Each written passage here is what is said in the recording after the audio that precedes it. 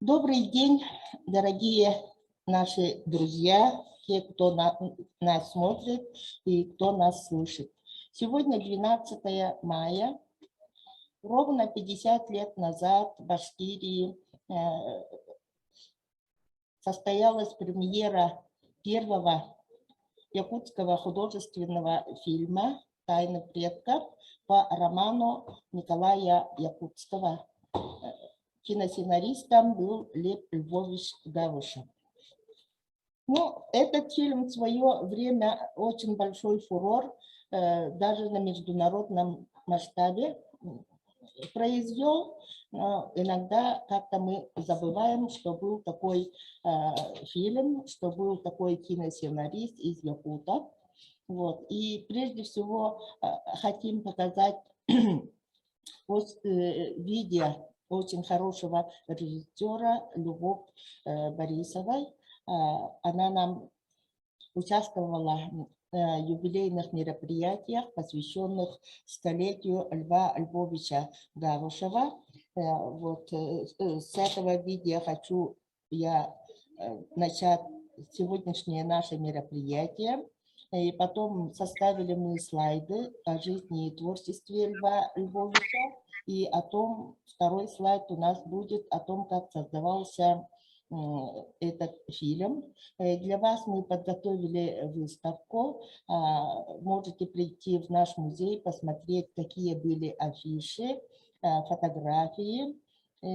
И самое главное и очень ценное сценарий, составленный Львом Львовичем Гавышевым, и первый, и все сценарии у нас есть, и по ходу сегодняшнего мероприятия мы расскажем, как когда мы расскажем, как создавался этот фильм, вы поймете, насколько это было тяжело, сложно, и оцените труд Льва Львовича. Сегодня в нашем мероприятии принимает участие Светлана Дмитриевна Хадулова, дочь главного героя фильма, Дмитрия Федоровича Хадулова, и народный художник Анна Николаевна Зверева. Она ученица второго героя Анатолия Васильева. Так, теперь, значит, приглашаю посмотреть видео Любовь Борисовой.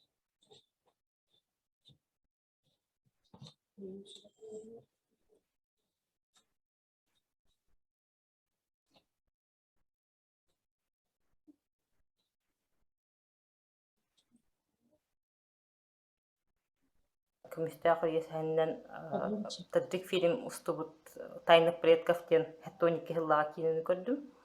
Онна сойдум жақынада. Тоғайден ұрыт хәвеске хағана ұғылыбыт кейінелер. Хатча хақылытына уақыт тиханы иретім. Онты бұл кейінені ұрағынды болар түріктер, аймақтарды ұғылбақтар әде. Марат Арипов тен тәддік фильм режиссер. Бихи менталитет бүтін культура бүтін үшүйдік айдан тұран. Әдер үшүй бағайтық, сақылы бағайты нақ ұсты бұттар. Оны бәлейті көрдім, онына бихиге артистар бұт, ұлы артистар бұт, Дмитрий Хадулов, Спартак Федотов, Анатолий Васильев, Наталья Шестакова. Оня бұттары бұт, әдер кихи көрірге наға чүгей әпедерттер, кырғывайдар, шей бағай, массовкаға ме сақалыр ұғыл бұттары бұт. Кынан барын сақхәргер бол батақ. Қандара атын облысқа барын ұсты бұттар. Әрәрі сүрін оролларға сақалыр ұғыл бұттары бұт. Көрірге шүгей бағай. Конечно, сценарийын адаптациялабыттар. Сценарийга саха сценарийга, маңнайгы сценарийга Лев Гавышев үліліспет әвіт. Олығын әридаққа үстідағы ұлған кесінен бұлы.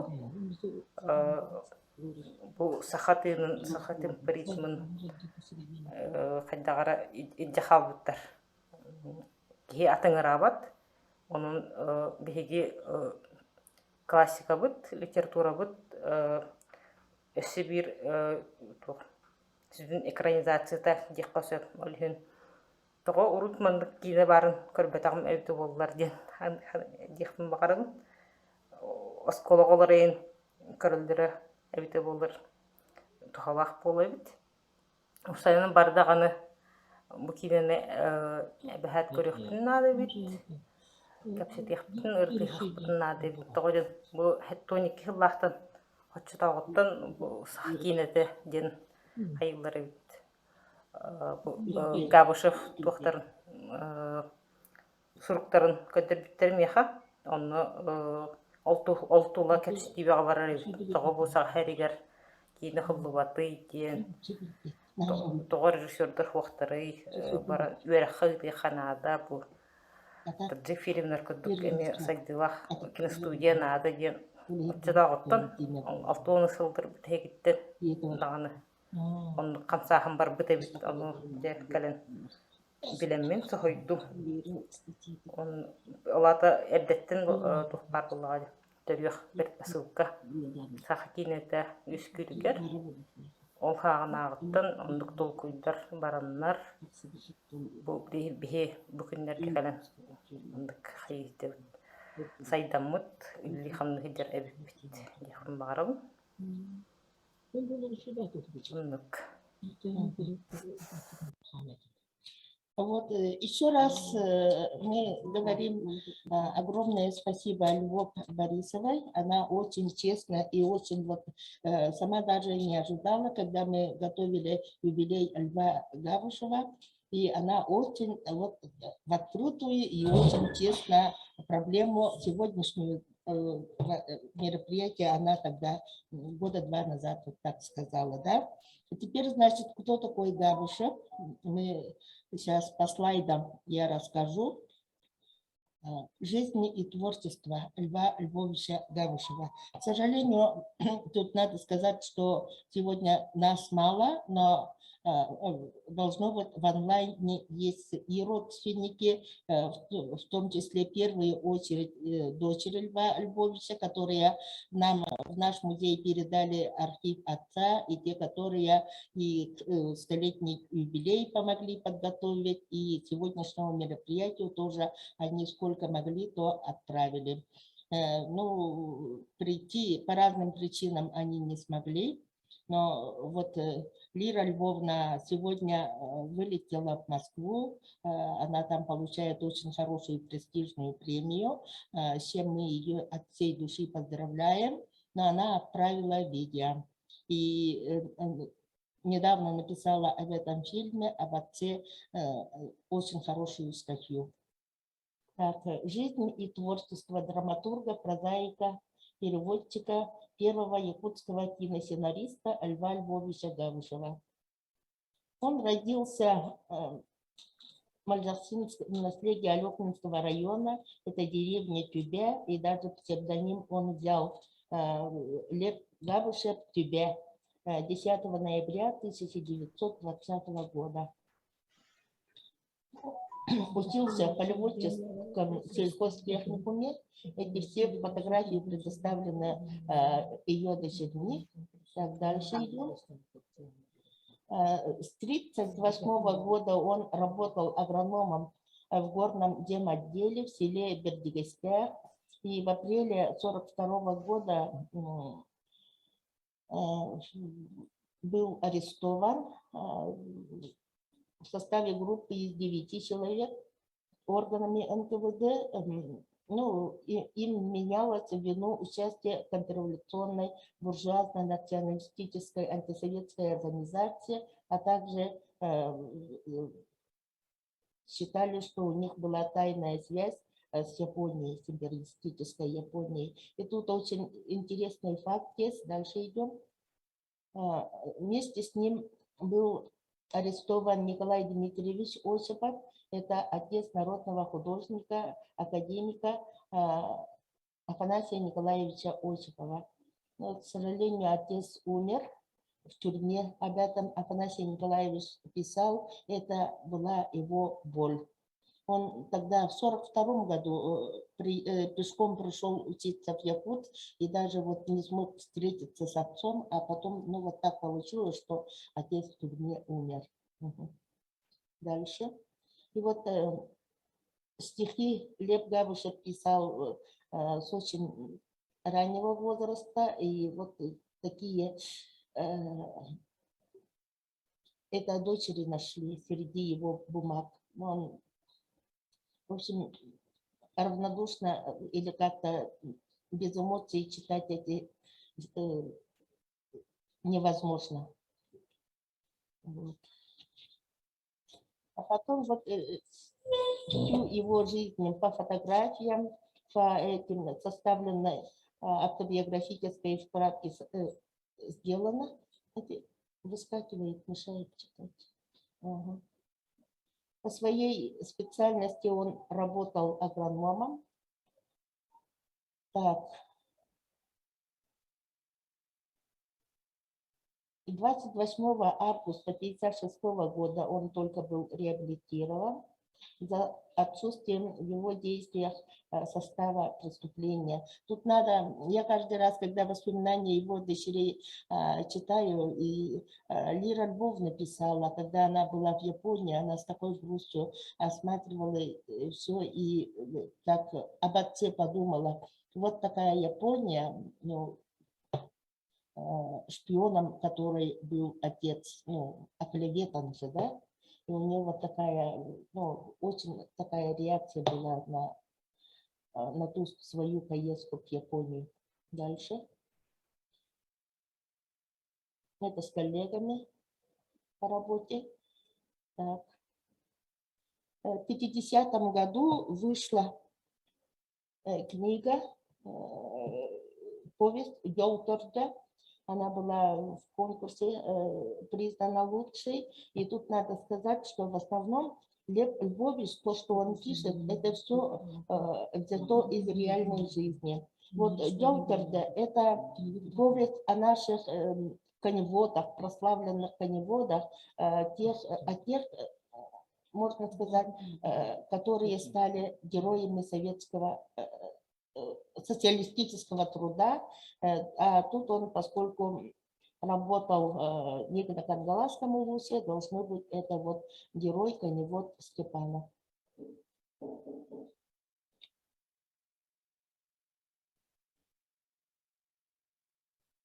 Афанасий Егорович Степанов должно быть, и там, как пишут литературные критики, он тоже вот про себя тоже, он герой своей повести.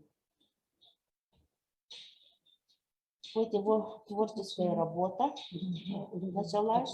Это уже он начинал как драматург, и должно быть его вот дар драматурга очень помог, когда он составлял первые сценарии фильмов. Дальше. Вот здесь все его жизнь расписана, как он и в «Полярной звезде» работал, и в «Катугу-Сулусе». Это к его юбилею «Полярная звезда», о нем тоже напечатали, опубликовали. Так, дальше. Вот это в редакции. Так, Авара Сулустара, «Звезды Абади». Многократно ставилась на сцене нашего театра. Режиссером был народный артист РСФСР Григорьев Семен. Дальше. Это вот ну, сегодняшнее место в Абаде. Уже поднимали много раз, наверное, добьются реставрации вот этого места, этого памятника. Дальше. Фильм к юбилею Льва Львовича вышел. Фильм Богдана Васильева, это из Абагинской школы. Дальше. Ну вот со своими коллегами-писателями на одной из поездок. Это опять-таки в редакции. Тут, ну, у нас очень светло, поэтому, ну, онлайне, наверное, хорошо видно, да? Все лица узнаваемы. Это с Чесханом. Так, в 1948 году увидел свет роман Николая Якутского «Золотой ручей», впоследствии выдержавший несколько переизданий и переведенный на многие языки народов мира. Ну, вот это первое, первое издание. С Николаем Якутским Лев Львович были очень дружны, захаживали друг к другу в гости, много разговаривали. Дочери Льва Львовича его очень хорошо помнят. Дальше. И вот этот роман произвел на Льва Львовича очень такое впечатление, и, видимо, он очень долго вынашивал идею создания своего сценария. Но «Тайна предков» сценарий Лев Львович написал еще в 1965 году, но фильм вышел в 1972 году. Ну, как я уже сказала, в Башкирии во время Дней якутской литературы и искусства премьера как бы состоялась в Башкирии 12 мая, а 24-го это уже признанная премьера в Москве она была. И как раз выезжала очень большая делегация из Якутии. Вот, и они были и в Башкирии, и были и в Москве. Это был юбилей 50 лет Якутской АССР. Дальше. Ну, это кадры из фильма. Вот плохо видно, видно. Здесь герои фильма: Наталья Шестакова, Анатолий Васильев. Дальше. Вот это тоже кадр из фильма. Но, к счастью, сохранились фотографии на нашей выставке, например, фотографии не из фонда Льва Львовича, а из фонда Николая Якутского. Так, в 1946 году, 30 июля, Лев Львович и Наталья Иннокентьевна Новгородова бракосочетались. Вот. В семье родилось 5 дочерей. Это Лира, Ася, Альбина, Луиза, Наталья. Их имена известны не только в республике, и за пределами, и даже в зарубежных странах их тоже знают, поскольку они в основном работают, ну вот именно в искусстве, в образовании, в науке. Вот дальше. Очень интересная родословная у Натальи Иннокентьевны. Это вот купец Петр Илларионович Захаров, меценат, награжденный многочисленными орденами. Очень интересная личность. Сейчас о нем документальный фильм в Москве создается. Так, надеемся, что его увидим. Он после того, как у него сгорел большой дом, вот 11 марта 1902 года умер и похоронен в ограде вот, Преображенского собора нынешнего. Да.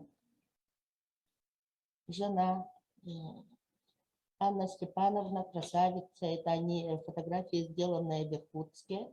Вот, и про ее дочерей, это все из архивных документов взято. Это она вторая жена, а первая умерла, и дочь осталась. А вот от Анны Степановны, Анна, две Анны есть, и старшая, и младшая, Ксения, Петр, Василий, Александра. Вот такие дети. И каждый судьбу каждого их ребенка мы попытались увидеть, кое-что нашли. Ну, тут семья очень и пострадала от репрессий, и много и хорошего, и такого грустного в этой семье есть. Дальше. Это Наталья, Анна Петровна, это младшая дочь, тоже судьба очень ну, интересная. Она была совсем где-то несколько месяцев ей было. В декабре, когда дом сгорел Захаровых, она даже еле ее успели спасти, вынести. Вот она со своей дочкой, с Наташей, то есть женой Льва Львовича. А Поротов Иннокентий Петрович, он из Навского улуса родом. Тоже интересная личность. Еврейский наслед, насколько я помню. Вот. Дальше. Ну вот дочери. Эта семья такая счастливая, такая дружная, очень талантливая. Дальше. Ну вот, когда с мамой, с папой в воспоминаниях есть такие очень светлые воспоминания о своем детстве, пока мама тяжело не заболела, очень были счастливы. И родители тоже приучили их и к труду, и каждый посещали и кружки, и, в общем, и дома устраивали театр, читали много, очень любили и маму, и папу, восхищались тем, что у их родителей такая большая любовь. Так, дальше. Ну вот они, это вот Наталья Львовна, она музыкант, педагог. Альбина Львовна, режиссер, педагог. Ася Львовна, музейный сотрудник. Она очень много лет руководила Национальным художественным музеем. Лира Львовна, балерина. Она очень известный человек, создала и музей театра, оперы и балета, и даже вот ее издание, это библиографические справочники. В общем, очень интересный человек. Луиза Львовна, доктор филологических наук. Дальше. Они издали сборник воспоминаний вот, в 2005 году об отце. Очень тоже скрупулезно собирали. И тогда были живы, кто его знал, кто его помнил. И в этом сборнике очень такие хорошие воспоминания о том, как фильм создавался. И есть воспоминания артистов, сыгравших в кинофильме. А Лютнинская центральная библиотека носит имя Льва Львовича Гавушева. Тут каждый раз проходят гавушевские чтения. Так, это один, ну, участники одной из чтений. Юбилейный год в 2020 году как раз вот кинофестиваль был для детских и юношеских фильмов. Это очень хороший фестиваль. Мы в других слайдах покажем результаты. Так, дальше. Это вот как дочери. Они помогают и библиотеке, постоянно отправляют туда книги. Это я очень хорошо знаю. И участвуют в чтениях, ездят. Ну, связь очень хорошую держат с родиной отца. Ну вот, счастье в творческом и созидательном труде. Дел аярт хутар ильга. Вот так, под таким девизом Лев Гавушев работал, жил и работал. Вот. Это очень коротко. Ознакомили с его жизни и творчество. А теперь хочу показать видео, отправленное Лирой Львовной Гавушевой. Как я уже сказала, она вылетела сегодня в Москву, очень огорчена была. Уважаемые организаторы и участники конференции, разрешите выразить сердечную благодарность всем вам, Литературному музею имени Платона Юнского и Центру видео-визуального наследия Республики имени Ивана Жараева за проведение этого события. 50 лет фильма «Тайна предков» – это историческая веха, которая, естественно, вписывается в эпохальное столетие государственности нашей Республики Саха-Якутия. С праздником, дорогие сограждане! В далекие 60-е годы разговоры о будущем фильме нашего папы по повести «Золотой ручей» Золотарева звучали в нашем доме постоянно. Когда я приезжала на летние каникулы, папа и Николай Гаврилович Золотарев были в теплых дружеских отношениях. Кстати, хочу напомнить, что впервые плодотворный дуэт двух писателей состоялся еще в начале 50-х годов. Тогда отец в соавторстве с ним написал пьесу «Эл-Лилар», которая с 1954 года с большим успехом шла на сцене музыкально-драматического театра имени Юнского. Играли такие артисты, как Петр Решетников, Яков Кычкин, Афанасий Петров, Михаил Гоголев, Марк Слепцов. Наш папа трудился над сценарием почти всегда вечером, уже после своего рабочего дня в редакции журнала «Полярная звезда». Если это было лето, то работал за своим скромным письменным столом, который стоял под окном нашей небольшой, но уютной сергелясской дачи. Этот папин стол мы бережно храним и сегодня. Когда летом 1965 года я, уже закончив учебу, вернулась с дипломом домой, к этому времени сценарий у папы был уже готов. Первый вариант. Назывался он «Тайна Уйбанчи». Папа тогда казался вполне удовлетворенным, что бывало очень и очень редко. И мне было интересно, и он мне дал почитать свой киносценарий.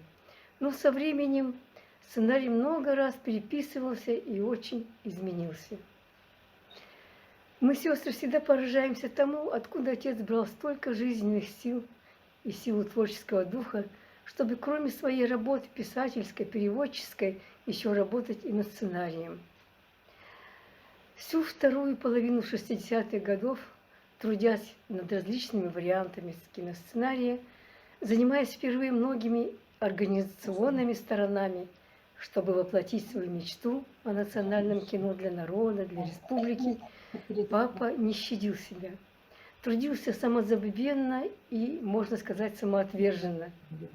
Это были годы колоссального напряжения его сил, которые еще не раз отзовутся на его здоровье. Еще хорошо, что тогда, в те годы, мы получили каменную квартиру со всеми удобствами. И позднее, когда несколько раз стали приезжать уже представители киностудии «Таджикфильма», соавтор по киносценарию Мухиддин Хаджаев, редактор Софий Джурабаев, режиссер Марат Арипов, художник Владимир Артыков и другие, папа наш смог оказать им достойное гостеприимство в новой благоустроенной квартире. К нашему удивлению, таджикские гости привозили с собой, кроме документов, полные портфели различной свежей зелени для плова, по которому они, видимо, скучали. Приготовить его они попросились сами у мамы. Мама и мы были в ужасе от наполнявшего чада и дыма на нашей маленькой новенькой крошечной кухонке, но плов у таджиков получился отменным. И все же на наш вкус он не выдерживал конкуренции с фирменными мамиными блюдами. Наконец, когда в 1972 году республика встречала полувековой юбилей автономии, достижения литературы и искусства демонстрировались с 11 по 21 мая в столице Башкирии Уфе и с 22 по 27 мая столице страны Москве. Официальную делегацию возглавляла тогда председатель Президиума Верховного Совета СССР Александра Яковлевна Овчинникова.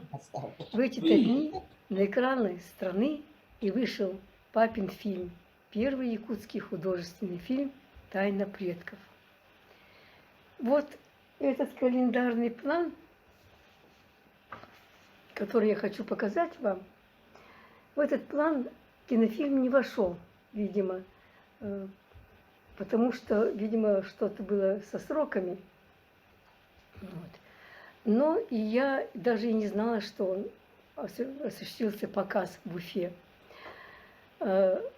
Ну вот, премьера фильма состоялась, как писал Иван Спиридонович Джараев, 12 мая в Уфе и 24 мая в Москве. В других источниках я встречала и 15 мая в Уфе. Но, возможно, фильм показывался в Уфе дважды.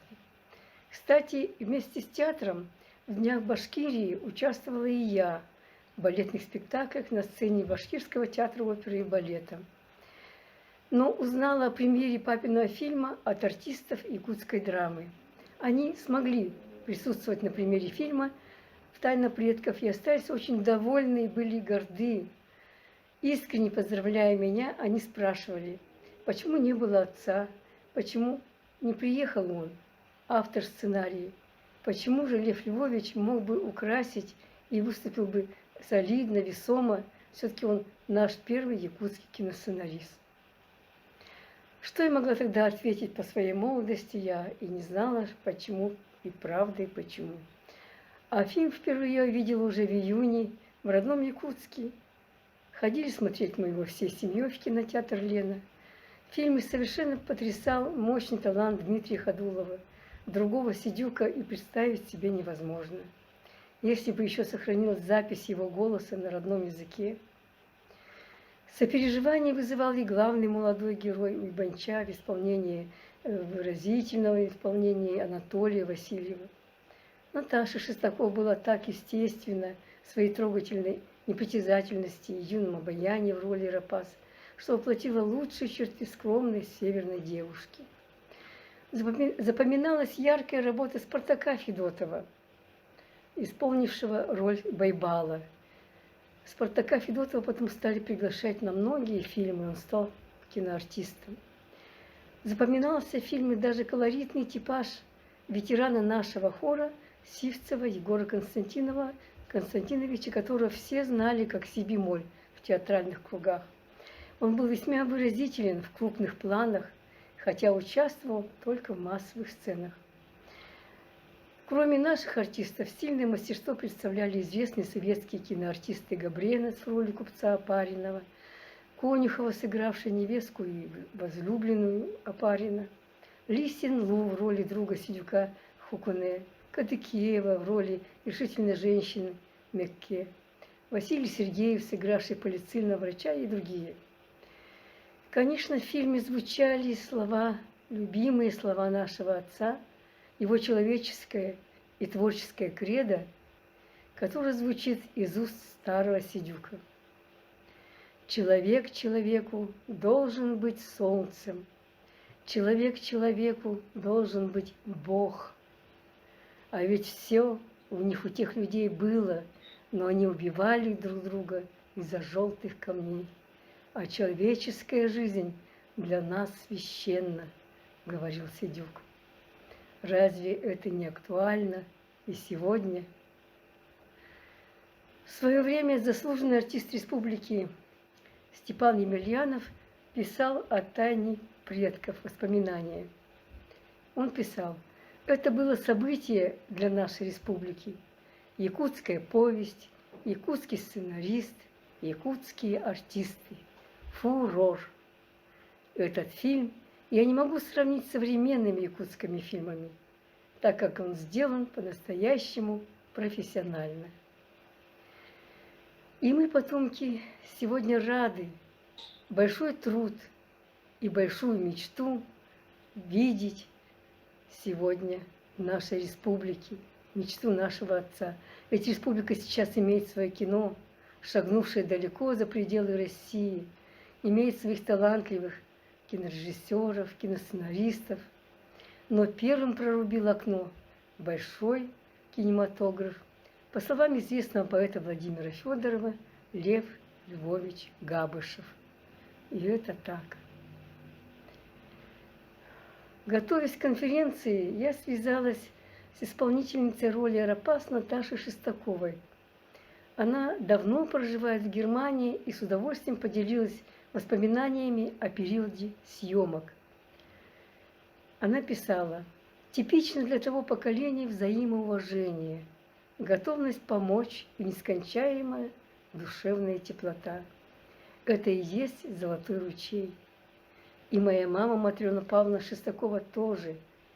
Она педагог по образованию, воспитавшая 6 детей, всегда была рядом со мной на съемках фильма, бескорыстно ухаживала и подшивала меховые костюмы артистов. В те времена такое было неудивительно. Впервые в работе над фильмом у нас было разное, и удачи, и провалы, но все-таки мы все старались, трудились, вкладывая свою маленькую долю в искусство якутского кино.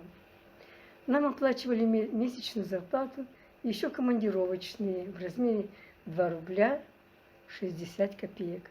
Гонорара в то время и не было, да и мы не знали, что такое. Рестораны, конечно, были не по карману, но мы с удовольствием угощались чаем с бутербродами в гостиничных номерах и много общались. Все это было привычно для того времени и очень уютно в человеческом смысле. Наташа Шестакова пишет: «Поздравляю всех якутян с полувековым юбилеем кинофильма «Тайна предков». Повесть «Золотой ручей» экранизирована в приключенческом жанре, но тема природных ресурсов актуальна и сегодня. И все-таки человеческие ресурсы – самый главный и высший аспект человечества. Дорогие якутяне, пусть всегда будет искриться свет этого золотого ручья. Наталья Шестакова. Всегда ваша». Вот этими словами я и хочу закончить, завершить свое выступление. Спасибо за внимание. Еще раз вас с праздником, со столетием нашей республики и с 55-летием первого художественного фильма по киносценарию Льва Львовича Габышева «Тайна предков». Поздравляю! Всем мира, счастья и здоровья! Вот, огромное спасибо Лире Львовне. Именно мы считаем, как она, поскольку она принесла, сдала архив отца, и каждый раз в наших мероприятиях, посвященных Льву Львовичу Габышеву, откликается, помогает. Вот. И очень хорошие воспоминания. Вот она, как сказала, она была в Уфе, Башкирии. Но вот как-то вот так я тоже поискала. Таджик фильм тоже писала, чтобы они, ну, если фильм не помнят, то Марата Арипова должны были, но как-то вот не отозвались, к сожалению. Давно, еще зимой писала. Вот, ну, поэтому мы вот решили вот так в тесном кругу с привлечением тех, кто помнит Льва Львовича Габышева и кто знаком с его семьей, пригласили, и основная масса наших слушателей и зрителей в онлайн-режиме. В том числе должны быть из Алекминского улуса. Так, теперь, значит, поскольку мы уже перешли вплотную к теме нашего мероприятия, я хочу опять-таки показать слайды, и составляла его так, как я это восприняла, как я поняла, как создавался фильм. Ага, вот. Здесь у нас 4 афиши кинофильма «Тайна предков», а вот еще в интернете нашла, еще вот такая афиша была, и на, как бы сказать, на титульном листе. Вот так показать решила. Правда, там все артисты были, имена, но они плохо видны. Ну вот Лев Гавышев в 68-м он еще писал, выступал и писал.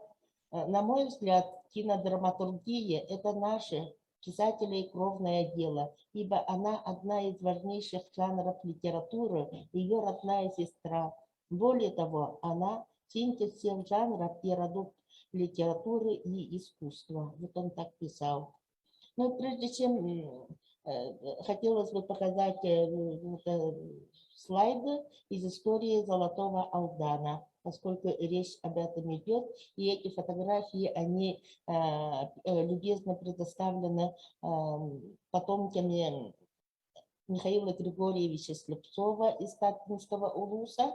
Он как раз вернулся из Москвы из-за революции и работал в 19-м и в начале 20-го года в частном прииске Василия Харитонова и фотографии из его альбома. Вот такими они в Кирганду прибыли. Дальше. Ага. Вот. И тут кое-что из истории, когда вот рассыпное золото на реке Алдан, открытие состоялось, началась золотая лихорадка. Ну, вот эти архивные документы о том, как создавался прииск незаметный, о том, ну, это к тому, что там действительно было очень сложно и очень, как бы, и старателей много было, и таких, кто тайком, кто в открытии, все вот на Алдан кинулись, там золотая лихорадка точно была. А о том, что в Якутии нашли золото в середине XIX века аж до Лондона было известно, и на лондонскую всемирную выставку да, конкретно писали, чтобы из Якутии предоставили песок, в котором содержится золото. Вот видите, если там в книге в основном японцы идут, а тут фотографии китайцев. Это вот такие люди, вот в начале 20-х годов старателями там были. Да. Вот такие условия они жили. Дальше. В таких домах тоже вот первые да, работники прииска жили. Так, дальше. А вот это фотография тех, кто работал в частном прииске Харитонова. Работали. Ага. Вот это Петр Харитонов, друг Михаила Григорьевича Слепцова. Вот он как раз к родственнику, видимо. Вообще-то пишут, что он из Алекминского улуса. В Москве вместе были знакомы, из Москвы вместе прибыли. И также вот они, тут же ни работы, ничего не было, поэтому они вот при работали в Кирганде. Фотографии это в музей отправлено, Алданский.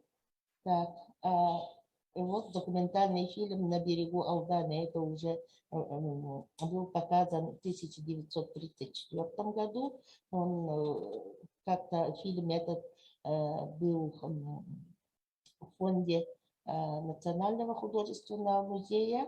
Ну а теперь он хранится в Центре аудиовизуального наследия народов Якутии.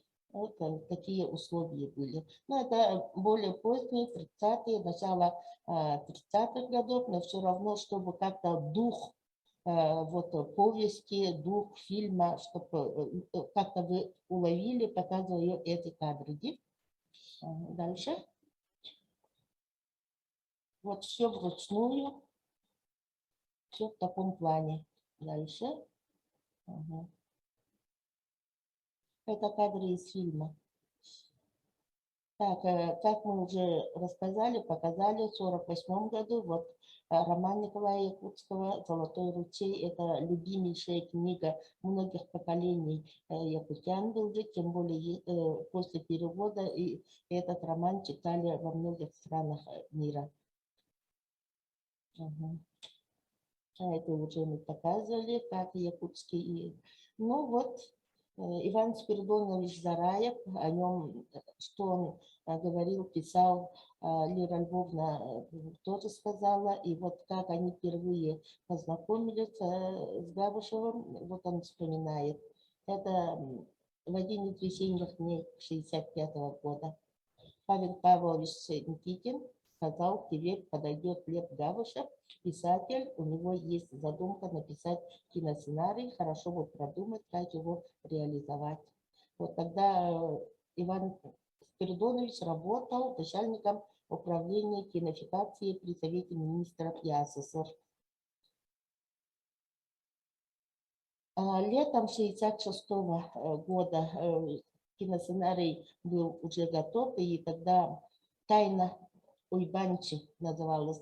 Вот этот первый вариант сценария, он в нашем фонде сейчас и на выставке выставлен. Там все, и почерк Льва Львовича, если придете в музей, и сколько правок там он делал, ну, вот, очень интересный у нас экспонат. Вот через год, это значит в 1967 году, редактор студии Журабаев и кинодраматург Хаджаев Марат Хаджаев встретились с Габышевым, они предложили ему соавторство. В таком виде, который предложил Лев Львович, киносценарий не подошел. Тут надо сказать, все-таки он впервые взялся за киносценарий.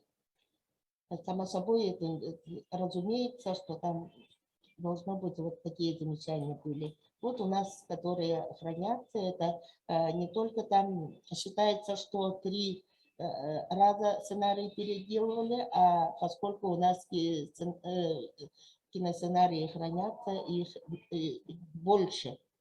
Тут больше было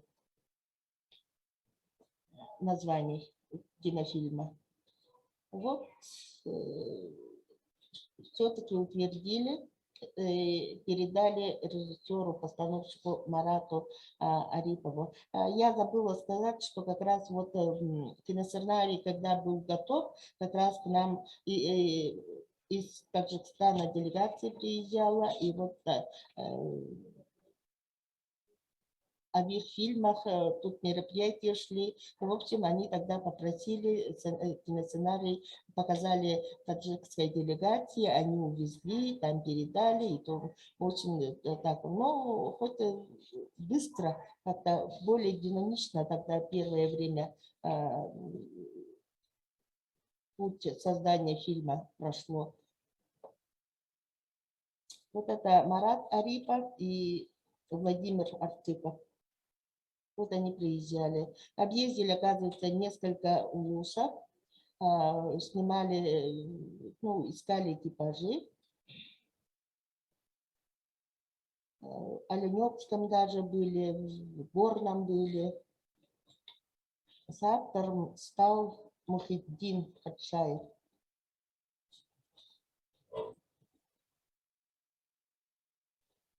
Никандр Савинов – это вообще такой человек, он о нем рассказывать и рассказывать. У него человек, посвятивший себя созданию документальных фильмов о Якутии. Вот он тоже воспоминания свое написал. Вот роль старика Сидюка поручили народному артисту СССР Дмитрию Гадулову. Арапас должна играть Наталья Шестакова, а Уйбанчу преподаватель культурно-просветительского училища Анатолий Васильев. Спартаку Васильеву предлагалась роль. Ага, неправильно написано. Ага. Вот, Федотову Байдала. Ну, опять-таки, вот эти кадры из фильма. Угу. Очень плохо видно, конечно. Тут Татьяна Комерова, вон в центре стоит. Ага. И самое интересное, вот буквально сегодня нашла, один из героев фильма, оказывается, была Лайка Нохо Дмитрия Федоровича Ходулова. Очень такое Ну, в общем, питомцы артистов, что ли, вот написано было. И как раз эта фотография получилась. И Фадулов Наха Дмитриевич, да? Он даже паёк получал. Мгм. Когда весной 1972 года фильм уже окончательно был сделан, Марат Арипов вот такое очень трогательное письмо Льву Львовичу написал, что фильм очень хорошо приняли. Вот. И якуты в картине получились такими прекрасными, мужественными, умными, что и во время показов в Лавке, и в софт-экспорт фильме, и на студии имени Горького. И даже вот несколько вот этих слов достаточно для представления, какой фурор действительно этот фильм произвел. Не только в Якутии, но и в центре. И даже заинтересовались этим фильмом в зарубежных странах. К сожалению, вот этих данных мы не нашли, но прокат в зарубежных странах фильма был. Ну, так пишут. Ага. Дальше. Это Степана Емельянова слова. Ну вот, по данным Ивана Спиридоновича Зараева, когда состоялись вот премьеры. Ну, о них, конечно, в этих календаре тоже нет. Календарь замечательный, там все расписано, когда репетиция, когда выступление. Вот про фильм, может быть, спонтанно тогда решили, поскольку готовый фильм, ну, спонтанно как-то вот показали, может, поэтому в программу не вошло. Когда готовили программу, конечно, там дело только к завершению, видимо, шло. Угу. Дальше. Вот план, календарь, о котором. Ну, тут и про Башкирию, и про Москву. Там все расписано. А дальше. Состав делегации, кто за что отвечал. Дальше. Ага, кто участвовал, тоже целый список. О фильме, как я уже сказала, в этом сборнике воспоминаний есть. Угу. В этот сборник не вошло только вот воспоминания Натальи Шестаковой. Мы ее помним как Илюшкину. Вот ее вот, ну, то, что она Лере Львовне написала, рассказала, и краткая ее биография, она живет сейчас в Германии, с Лирой Львовной они дружат, поддерживают связь. Вот. Дальше. Его сегодня нет, но живо его наследие, и жив его благодарный человеческий образ. Так писал Сорун Амавлан о Льве Львовиче Гавришеве. Лев Львович переводил много произведений Соруна Амавлана. Они были искренними, очень хорошими друзьями. И это действительно так. Жив его благородный и человеческий образ. Так можно сказать. Так, дальше. Вот про кинофестиваль я коротко на тех слайдах рассказала. Так. И вот посмотрите, вот какие номинации были, кто получил какую премию. Видите, сколько вот детскими и юношескими фильмами, сколько людей занимается. В каждом улусе, само собой, разумеется, у нас в Якутске, даже в Верхоянске улус. Сейчас очень много фильмов создается, и таких любительских, и на профессиональных фильмов. Так, дальше. Вот номинация «Лучший сценарий», «Лучший монтаж», «Лучшая детская роль», «Лучшая женская роль», «Лучшая мужская роль» и все имена. И поскольку вот специфическая концепция фестиваля являлась совместное творчество творческое содружество детей и взрослых, родителей, учителей, воспитателей, руководителей секций была учреждена и необычная номинация содружества. И вот в номинации содружества награжден фильм «Того». Это Ободинская СОЖ имени Кудрина Ободинского, Алюкинского улуса. А вот гран-при получили Амгинская детская школа искусств имени Черемных. Они создали фильм «Абара Слустера» по произведению Льва Львовича Гавышева.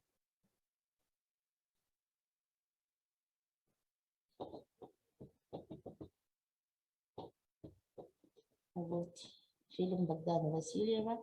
Так, дальше. В заключение Иван Спиридонович в заключение своего воспоминания он поднимал такой вопрос. Хотел бы высказать одно пожелание. 24 мая 1972 года, день премьеры «Тайны предков» в Москве, исторически первого якутского художественного фильма объявить Днем национального кино Республики Саха-Якутии. Вот у него такое пожелание было. Дочери Льва Львовича, они вот первый библиографический указатель, и вот какие сценарии, они тоже все внесли, то, что и «Тайны предков», и то, что и Асерго Ардижанкидзе было, и очень интересный сценарий у Льва Львовича был по произведению Улу Кудамса. Он назывался «Властелин духа».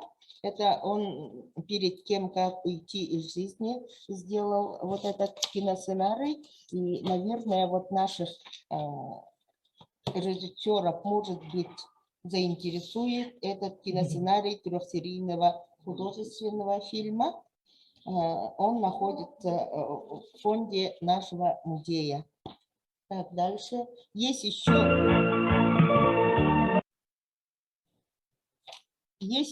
очень интересная повесть «Волки не дремлют». Это Льва Гавышева, соавтор Иван Зазуля. В общем, в основе реальные события, происходившие в Якутии послевоенное время. Вообще вот тут аннотацию тоже на слайде можете внимательно прочесть.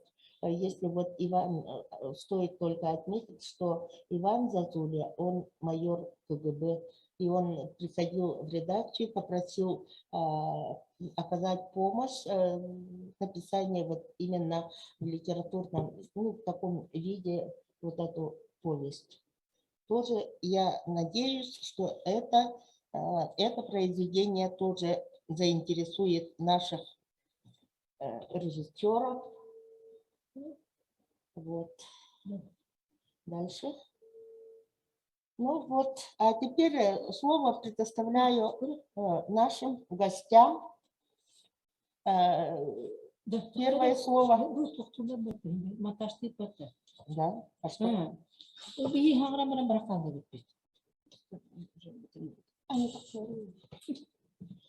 Слово предоставляем дочери Сидюка Дмитрия Федоровича Хабулова, Светлане Дмитриевне. Она расскажет ей и об отце, и о фильме. С вами покажите. Ага. Угу. Ну, в этом году общественность республики отмечает 110-летие со дня рождения народного артиста СССР Дмитрия Федоровича Хабулова, нашего отца.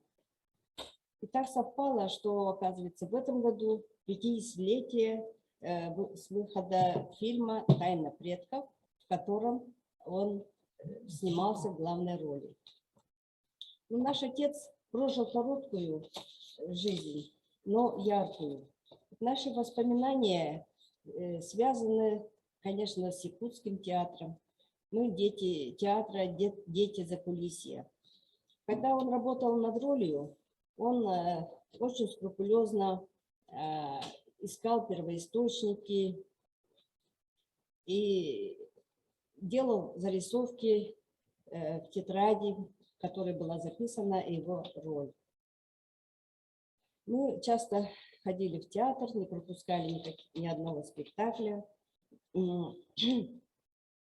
И когда смотришь, вот сейчас у нас есть записи, две общие тетради толстые, где записана роль Отелло, мы удивляемся, как можно было все это запомнить, и как можно запомнить слова, роли, которые он исполнял.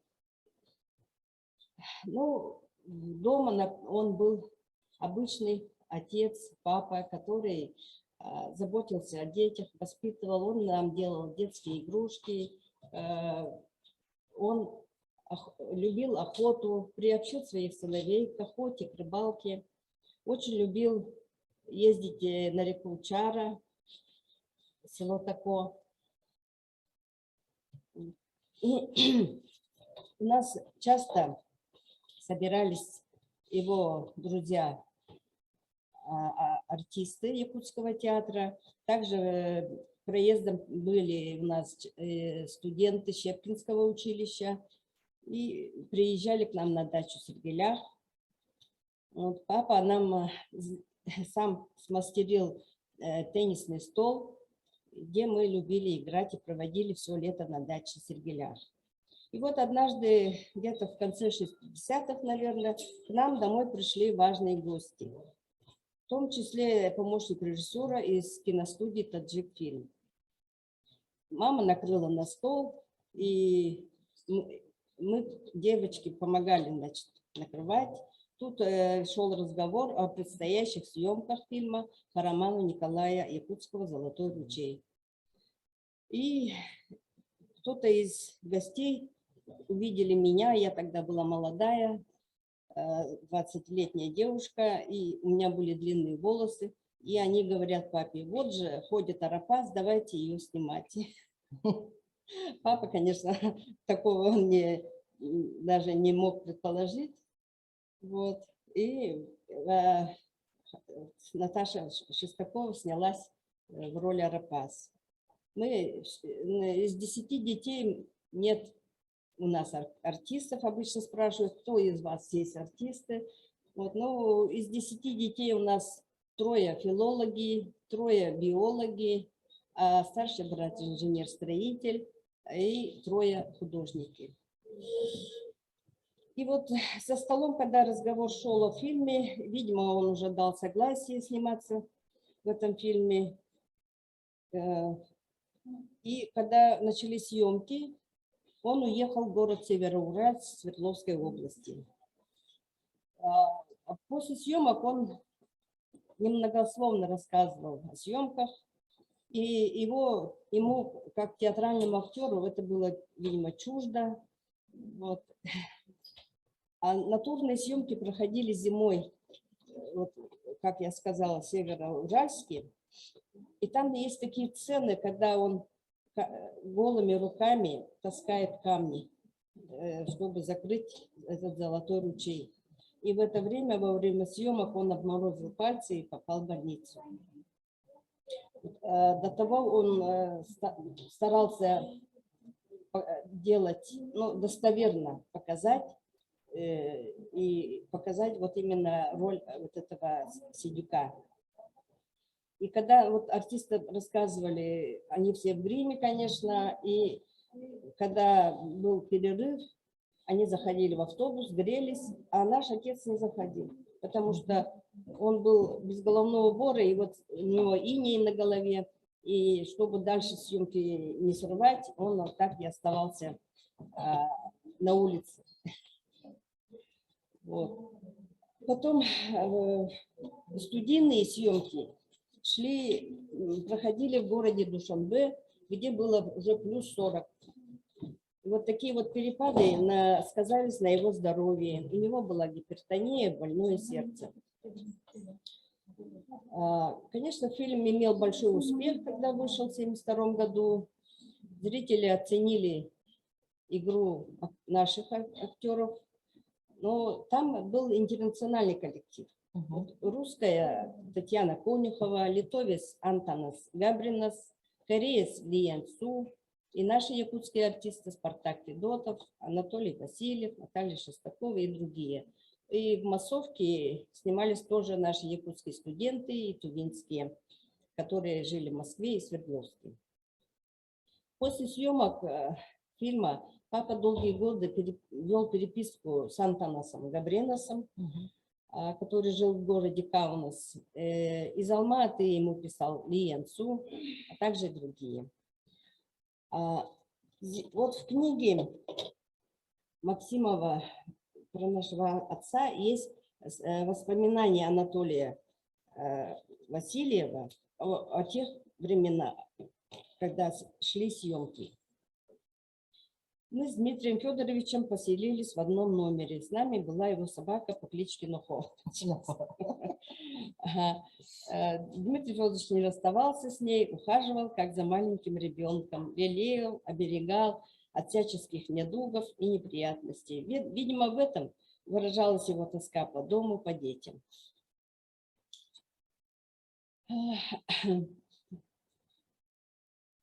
И когда был в Североуральске и также в Таджикистане, он всегда восхищался их природой. Вот так пишет. В Североуральске съемочная площадка находилась в тайге. Там природа очень похожа на природу нашего Алданского района. Утром нас обычно подвозили на автобусе к съемочной площадке, уже одетых в костюмы и загримированных. Дмитрий Федорович, выходя из автобуса, в первую очередь обращал свой взор на окружающую природу. Он не мог налюбоваться пейзажами горного Урала. Ах, какая красота! Совсем как у нас в Якутии. Вот. И после выхода этого фильма, в 1975 году к отцу пришло письмо от известного японского режиссера Акира Куросавы с предложением сниматься в его фильме «Дерсу Узала» в главной роли. Но, однако, отец отказался по состоянию здоровья. Он говорил, ну как, вдруг я заболею, буду подводить такого известного режиссера. Он, конечно, знал свое состояние здоровья. Вот. И он об этом мне писал. Я в то время жила в Ульяновском улусе депутатский, написал в письме постфактум, что он отказался от съемок. А также написал моей сестре Татьяне, которая жила в то время в Монголии. Ну, мы все знаем, что кинофильм «Дерсу Узала» вышел в 1976 году и был номинирован на премию «Оскар». Играл Дерсу Узала тувинский актер Максим Монзу. Ну, наш отец был в общении с людьми очень простым, доступным. И мы надеемся, что в этом году 110-летний юбилей его пройдет на должном уровне. Спасибо. Юбилейный год Дмитрия Федоровича, как раз вот тоже юбилей, да, его фильма «Тайна предков». И мы будем еще разговаривать, общаться, делиться какими-то своими информацией, поскольку вы же тоже планируете о нем фильм создать. Вот. Документальный фильм, ага. И само собой, разумеется, тогда вот сколько можем, что имеем, да, то покажем. Как я уже сказала, вот афиша у нас в оригинале есть. Ну, вот можно же использовать. Да? Так, спасибо. Сейчас слово передаю народному художнику Якутии Анне Николаевне Зверевой, ученице Анатолия Васильева. Спасибо. Вот как раз я сейчас показываю свою статью, посвященную победе фильма «Тыгындархан» в таких больших номинациях. И как бы о возмужании якутского кинематографа, да. И тут статья называется «От тайны предков до Тыгын-Дархана». Дело в том, что действительно, вот как предыдущие выступающие говорили, фильм «Тайна предков» был, его появление, его экранизация для нас явилась эффектом вот разорвавшейся бомбы, как бы, да, потому что мы, Северная Республика, да, не была избалована большой киноиндустрией. Потому что каких-то ролях наши появлялись, да, ну, маленьких, таких эпизодических, да, и то мы были рады, ловили каждое слово.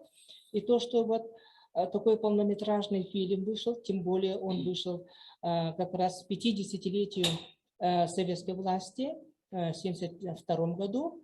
И фильм был на основе фильма по повести Николая Гавриловича Золотарева, Николая Якутского «Золотой ручей», Тумиштяурия. Вот поэтому, но наше поколение, оно воспитано действительно вот якутской литературой, поэтому мы все эти книги читали, мы все этими героями, например, даже когда вот у Амачева Религарстин умер, помню, я плакала целую ночь, потому что так было жалко, да. Вот мы все это воспринимали, как будто это жили люди рядом, поэтому и «Золотой ручей» был для нас тоже вот таким очень значимым произведением, в нашем таком становлении даже. И вот, честно говоря, я совершенно не знала, что фильм делается по сценарию, и сценарий был сделан Львом Габышевым. Но Габышева, к сожалению, я не знала, но я знаю его дочерей. Вот, пользуясь моментом, я хочу даже вспомнить такой момент.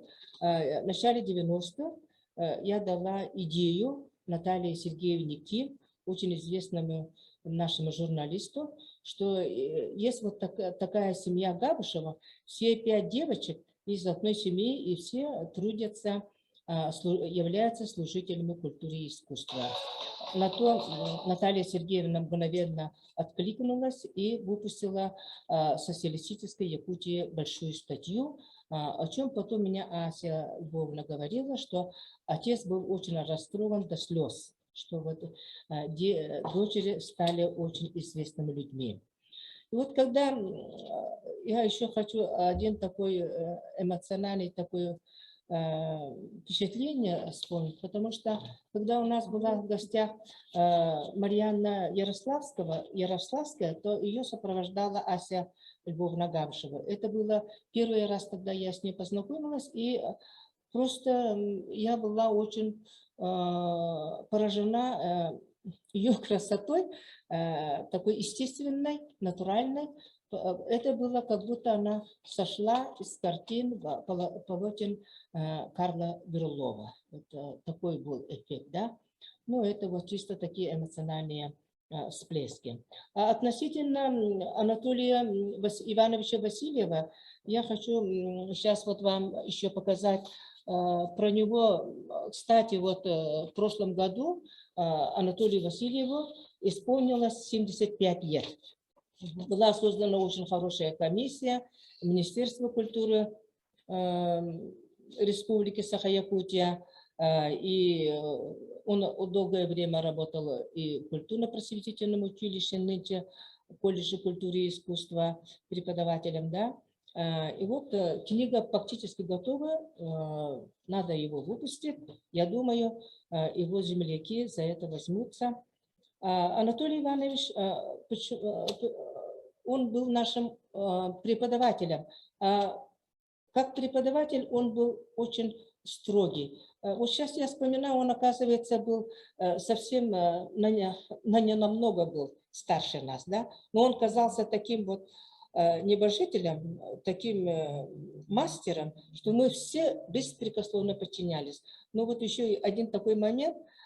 Все девочки были поголовно влюблены в него. Ну да, конечно, молодой, интересный, очень талантливый, разносторонне талантливый. Дело в том, что вот первый сценарий эсэха даже, который проходил в Амье к 60-летию советской власти, сделал он. И вот все последующие эсэхи, они проводятся по канве, по проекту, разработанному его вот сценарию.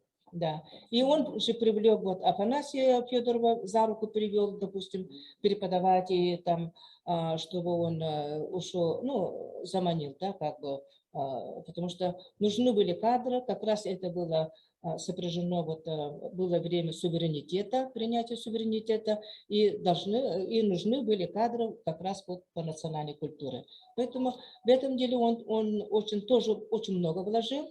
И он является также основателем не кафедры, а отделения национальной культуры вот в Якутском культурно-просветительном училище, ныне который тоже вот называется колледж культуры и искусства.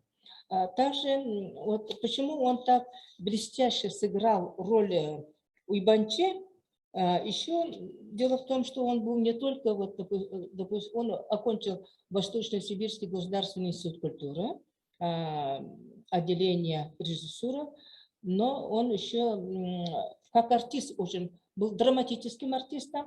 Когда он появлялся на сцене, но, видимо, еще его люди знали, что по кинофильму, потому что каждое его появление сопровождалось аплодисментами. Потому что настолько он был, голос его, вот, он был очень хорошим диктором. Вот я 50 лет в культуре, но вот такого голоса, такого, с таким тембром, да, и который вот как раз, когда в основном у нас вот как-то дикторы говорят, да, и их отношение неизвестно, они вот как будто чужой текст читают, да, а у него было, поскольку он был большим патриотом и очень получил действительно вот такое традиционное воспитание, он очень знал хорошо жизнь и был очень хорошо образованным человеком, эрудированным, и его тексты как раз звучало его отношение. Поэтому, когда он говорил, и мы очень гордились учителем, потому что вот большие государственные праздники, такие, ну, 1 мая, там, 7 ноября, он вел большие вот с парадов, поэтому его голос звучал очень мощно. Вот. И был даже такой момент, когда однажды мы сидели, и он пришел очень возбужденный, и такой вот девочки все помнят, и Нина Бекетярова помнит, и другие, да, и мы удивились, почему он такой возбужденный. И был очень радостный. Оказывается, он был диктором, когда приезжал Алексей Николаевич Косыгин. Ну, естественно, тоже такие моменты используют хороших дикторов, да. И вот даже Алексей Николаевич Косыгин пожал ему руку, потому что он понимал. Вообще сейчас вот, пользуясь моментом, я еще одно хочу сказать. Голос диктора всегда консолидирует, объединяет народ, потому что мы всегда прислушиваемся к тембру и голосу диктора не просто так, вот, допустим, да, а он должен как-то нас должен еще и направить на определенное вот такое, создать атмосферу. И вот Косыгин тоже понимал значение диктора. Недаром же говорил, вот, допустим, Гитлер, первый человек, который он должен уничтожить, когда вот победе, да, это был Левитан, да, Юрий Левитан. Да, на самом деле, потому что дикторы – это государственные люди. Вот. И Анатолий Иванович, как педагог, тоже был очень большим психологом. Ну, были очень такие моменты, когда, ну, мы уже все девочки были, но даже я свою профессию выбрала только благодаря ему, потому что я не хотела поступать там, допустим, театральной, и вообще не люблю быть артистом, да, совсем библиотекарем хотела стать, но когда ну, мне сказали, да, вы будете поступать театральнее, потому что очень много людей на библиотекаре пришли, и я думала, до этого я сдавала в другом месте, не поступила по 1 баллу, не прошла, да, ну, в центре, и думала про себя, нет, я уеду или в Москву, или в Ленинград. И тут я вышла, и как раз по лестнице поднимался Анатолий Васильев. Он такой вот стремительный, вот такой, вот сейчас харизматичный говорят, а харизматичность присутствует человек очень талантливым, очень выдающимся. И когда человек отличается от других людей, да, серый человек никогда не будет харизматичным. И вот его белые рубашки, таком галстуке, белых брюках, еще вот была у него шляпа, да, такая. Тогда в шляпах люди мы вообще мало видели, да, мы же все были деревенские, да. И вот я тогда подумала про себя, наверное, быть в атмосфере его вот окружения, наверное, будет очень интересно, и, наверное, я могу очень много вопросов. Ну, я понимала интуитивно, что интересно, да. И вот сейчас вот дочка Ходулова тоже говорила, про это он тоже рассказывал. И вот Дмитрий Ходулов, когда увидел, как Седик, этот, как... нет, это вот Дерсу Зала. Да. Он как держит это ружье, он сказал, надо было мне самому играть. Потому что вот, ну, он же много рассказывал, и мы тоже его много расспрашивали, да, он говорит, что Ходулов еще не согласился вот у Акиры Куросавы еще по одной причине, что вот молодой же был режиссер, да, таджик-фильма, и он очень много репетировал, очень много было, ну, там, переснимал, снимал. И люди, конечно, это был такой совсем другой, как бы, подход.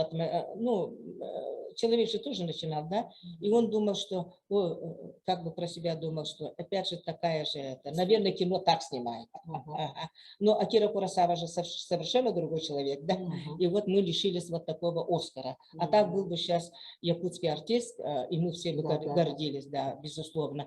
И вот, возвращаясь вот этой статье, сегодняшняя вот такая триумфальная победа фильма «Тагандархан» Никиты Аржакова, у нас вот появился тоже, я думаю, даже гениальный, наверное, режиссер, дай Бог ему здоровья, дальше работать, дальше прославлять родную республику и родной народ. Это неспроста, их разделяет как раз полвека, 50 лет.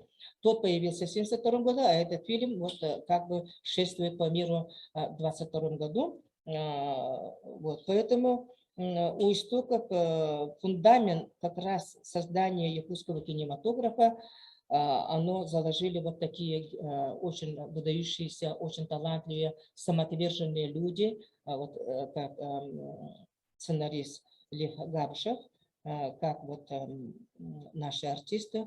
Ну, естественно, у Дмитрия Ходулова это совершенно отдельная планета. К радости я тоже видела его исполнение очень много, потому что, опять-таки, Анатолий Иванович требовал, чтобы мы никогда не пропускали ни одной премьеры, и мы даже несколько раз ходили, поэтому мы были воспитаны вот как раз в школе старых мастеров. Мы всех помним, да? И фильм тоже нас, вот «Тайна предков», вообще ошеломил. Вот мы так были горды, потому что мы были молодые, да, и вот наш ровесник играет, Наталья Кирюшкина играет, Дмитрий, вот просто нашей гордости не было передела. Потому что такого вот появления, такого созвездия талантов в одном фильме, да, такого вообще не было. Поэтому я думаю, это действительно эпохальное такое событие. Вот как раз... И, видимо, фильм «Тагандархан» появился через 50 лет, тоже это историческое значение имеет. Поэтому вот у истоков, еще раз я вот как раз 110-летие Дмитрия Ходулова, и недавно было 75 лет и Анатолию Ивановичу Васильеву. Вот, думаем, надо молодежь, подрастающее поколение, будущих служителей культуры, искусства надо воспитывать на примере таких людей. И нужны очень хорошие книги, чтобы люди помнили историю возникновения, историю становления. Потому что народ, не помнящий истории, у него, сами знаете, да, какая судьба ждет. Поэтому давайте будем верны истории и будем чтить память таких хороших, талантливых, выдающихся людей, личностей в истории и культуры якутского народа. Спасибо. Спасибо, Анна Николаевна. Я так рада, что у нас сегодня как бы свободный микрофон. сколько можешь, сколько рассказывай, иди. Поэтому столько много нового, интересного услышали. И огромное вам спасибо и за участие. От имени музея мы вам дарим колонку на 2 голоса, переводы и текущей поэзии. Это Борис Лукин. Спасибо. Ага. Вот. И нас слушают более 20 людей, смотрят и слушают. И, возможно, кто-то хочет выступить. Сейчас предоставляем свободный микрофон. Будем очень рады, если кто-нибудь своим впечатлением поделится. И о фильме, и о Льве Львовиче Габышеве. Пожалуйста, в чате или как напишите, или помашите рукой, пожалуйста.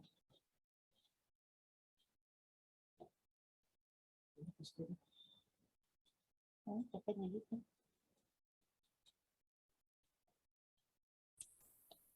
Кто-нибудь машет рукой? Можно мне из Алекминска?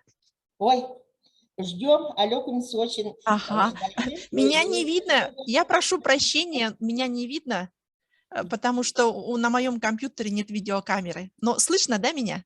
Слышно? Ага.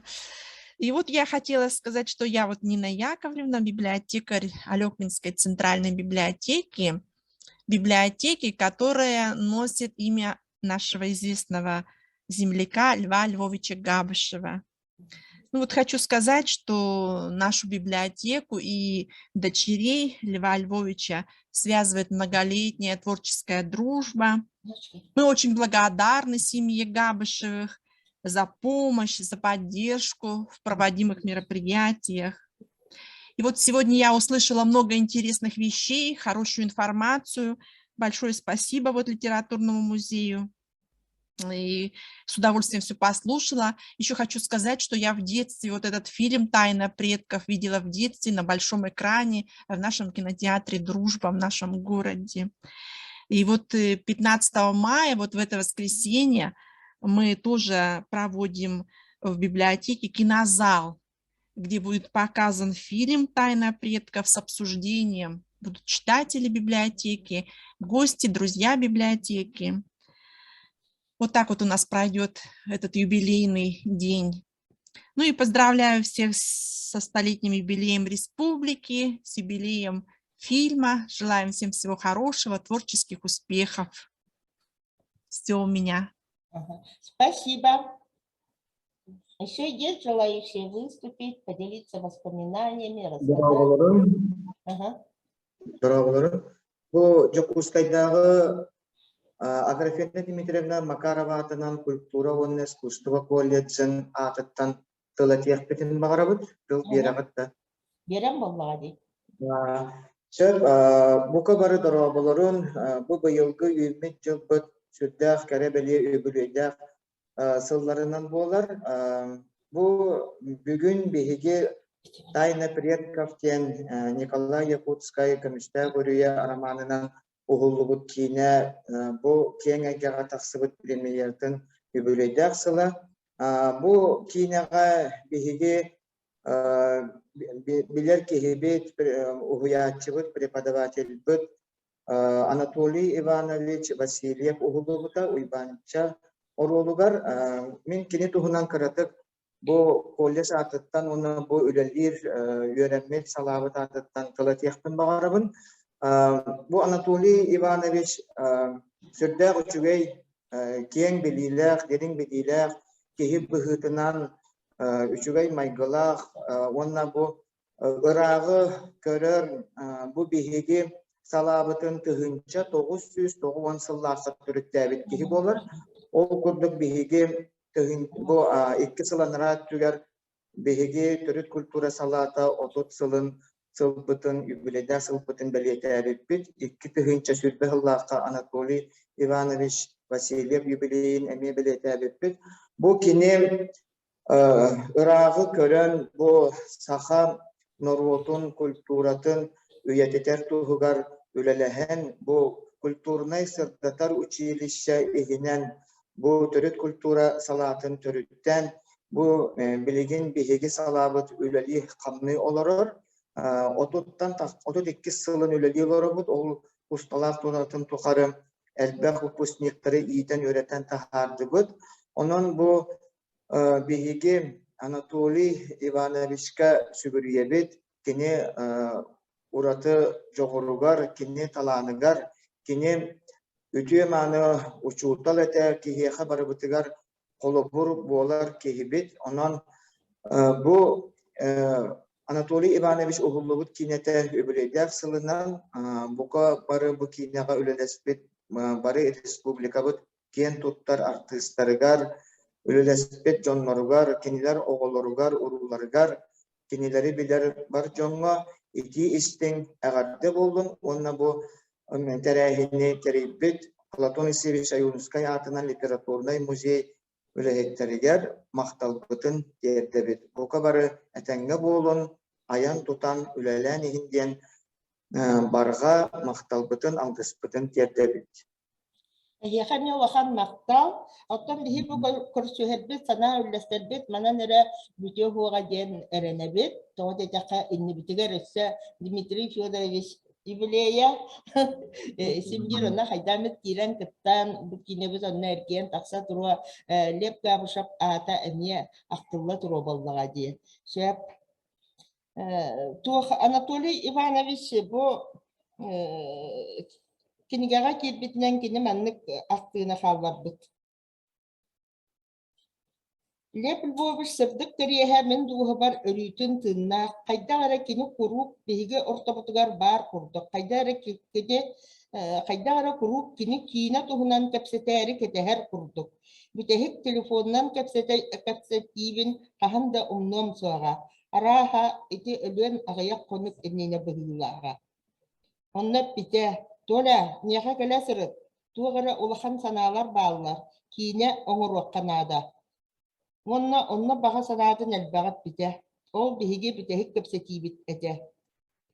Бите арааха бу пластилина духа ден үс сериялаах киинетин туһунан көпсетээргин мыта булу, ол олоғын битехик сылларгар суруйбута, кудаңса, улу кудаңса, туһунан онон арааһатинник быһыылааҕата уонна уопсайнан бу ахты хуруйбут дьоннор бары теллер. Леп Львович кергенин олоҕун аргыһын кытта сыһыана уһулуччу эте. Ону өбүгелер кистелеңнерин районнайга көрдөрө сылдьан балиити көрбүтүм. Ити кини киһи быһытынан үтүө майгытын көрдөрөр түбэлте. Маңнайгытынан кергенин сүбетин аматын бастакы местаға туруорар ите. Ити биһиэхэ эр дьоҥҥо сүрдээх сэдэх түбэлте. Иккиһинэн хайдагара сабыс саҥа холбоспут дьоҥ курдук сыһыаннаахтара бэбээлэрин мип миннигестик ис сүрэхтэн иилээхтик көрсөн кэбиһэллэрин элбэхтик көрдүтүм ол ону олус кен соҕорун. Де ити курдук билиген кыргыттара оңорбут видеоларын көрдөрөкдүн багарабын муза писателя диэн ол барыта Наталья Иннокентьевнага ананар ону көрдөкөтүнө кырдык бу Анатолий Иванович чепка даганы белети көрдүт чепка даганы иту туһунан актив. Задумчивое мерцание свечей, страницы с рифмами строк, как белокрылые птицы, разлетелись по всему домишку, где живут поэт и его муза. Поскрипывает перо поэта, а муза перебирает на полу эти белые крылья его будущих книг.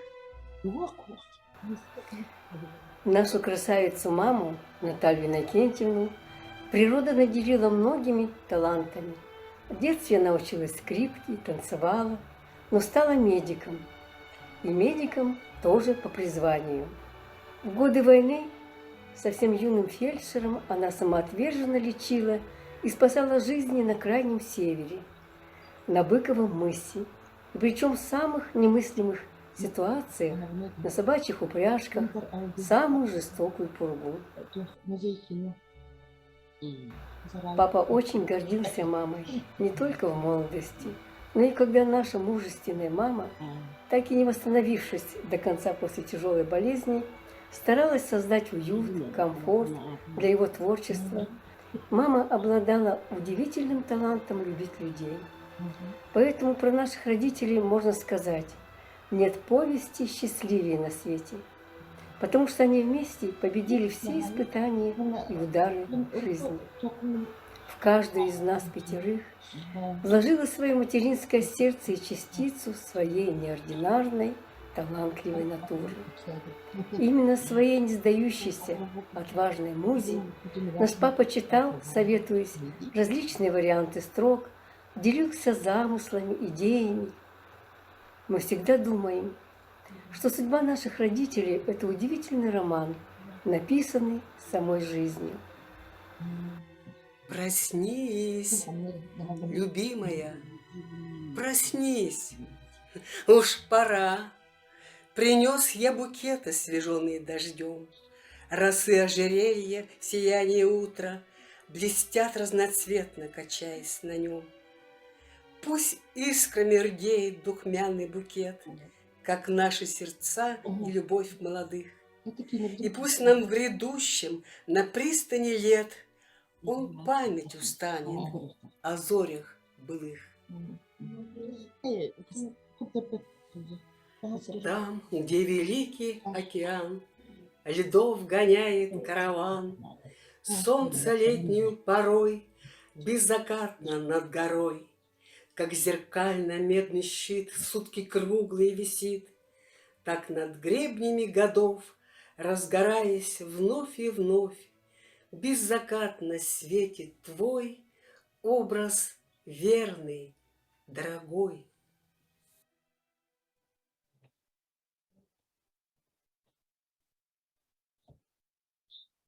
Вот такое видео. Короткое, но очень интересное и очень трогательное. Но мы должны были фильм еще просмотреть, но поскольку у нас как-то очень светло, просмотра, видимо, не получится, но он есть в Ютубе, и ссылку.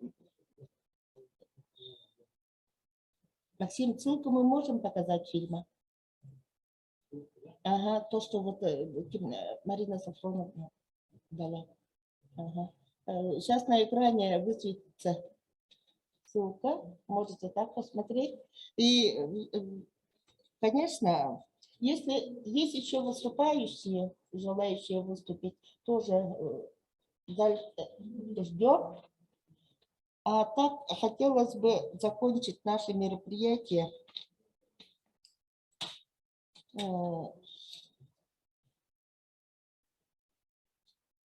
словами Льва Львовича.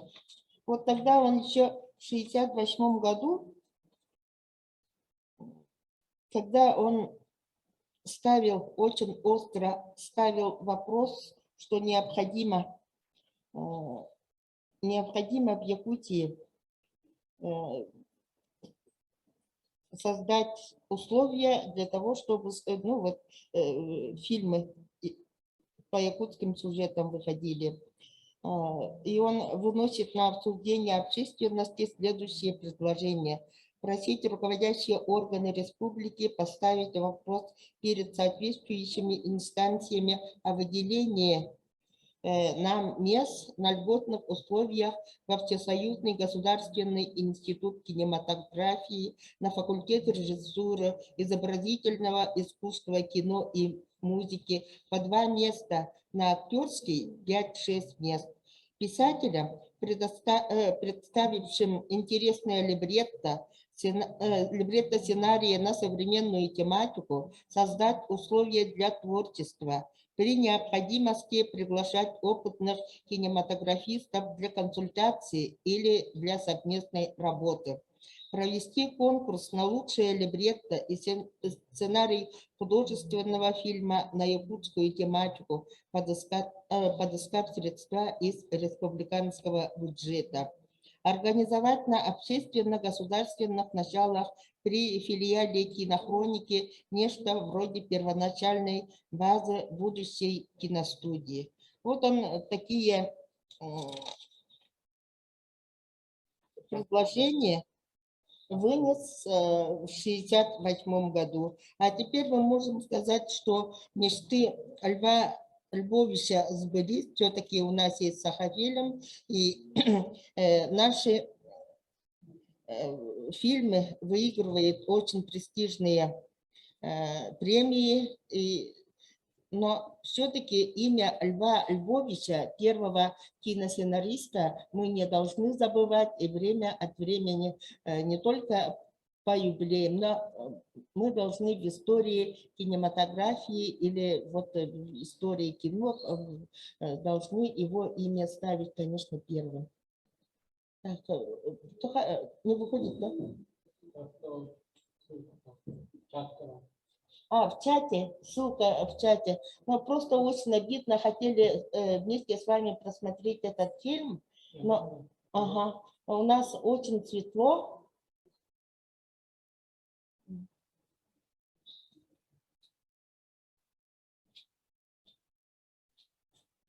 Итан Курган.